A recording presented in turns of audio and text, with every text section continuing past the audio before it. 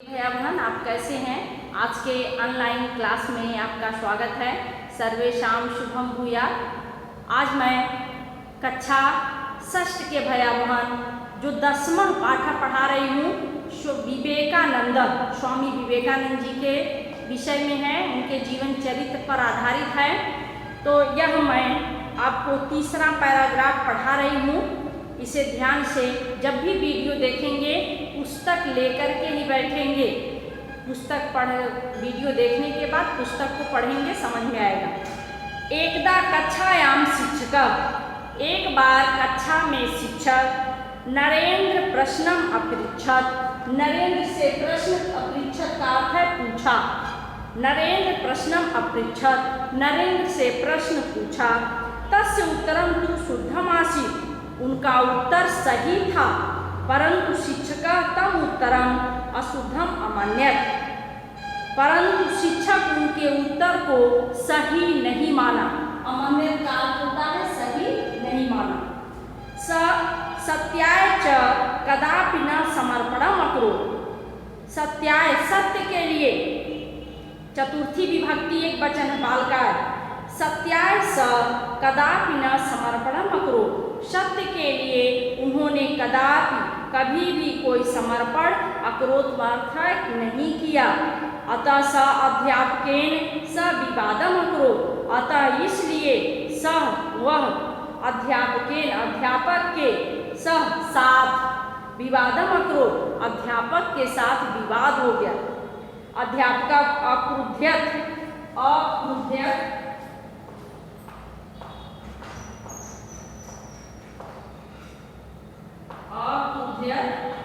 क्रोधित,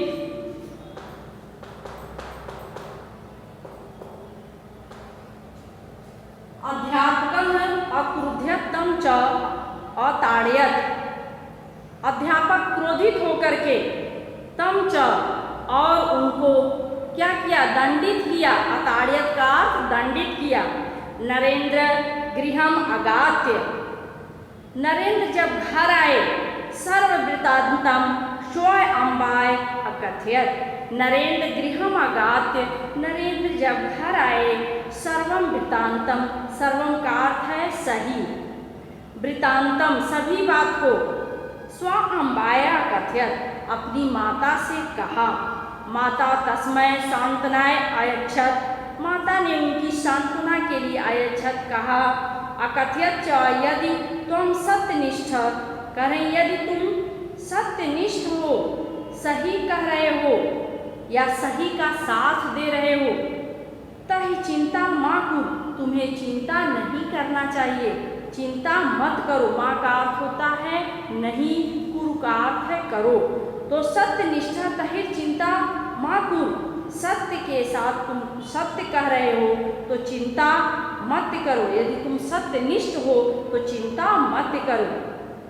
सर्वेषु परिस्थितेषु सत्यस्य अनुसरणं कुर्यात्, करें सर्वेषु, सर्वेषु मतलब सभी, परिस्थितेषु परिस्थितियों में, सत्यस्य सत्य का अनुसरणं कुर्यात्, सभी परिस्थितियों में तुम सत्य का अनुसरण करो, सत्य का साथ दो। न अस्ति सत्य सम तपः, कहीं न का संस्कृत पढ़ने का बच्चों नियम होता है कि हम अपने अर्थ समझते समय शब्द को आगे पीछे लाते हैं। तो लिखा है न अस्ति सत्य सम तपः, सत्य के समान कोई तप नहीं है।